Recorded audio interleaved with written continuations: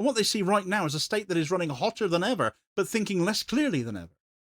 They see a political class that treats escalation as a substitute for governance. They see institutions that are fraying under pressure. They see allies losing patience, and they see no credible plan to stabilize any of it.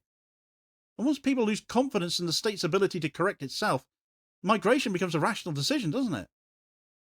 Now, some argue that all countries experience phases like this, or that Israel has been through worse. But that misses the specific nature of this crisis.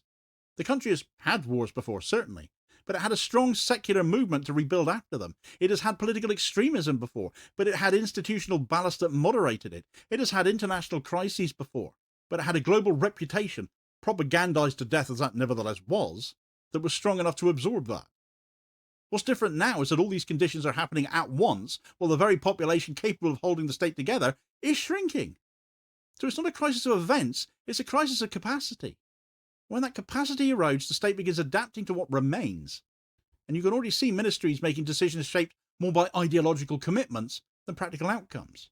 You can see regulations bending to political pressure. You can see universities being targeted because they represent a worldview that the emerging electorate distrusts. You can see civil society shrinking because the groups that defend it are demoralised or departing.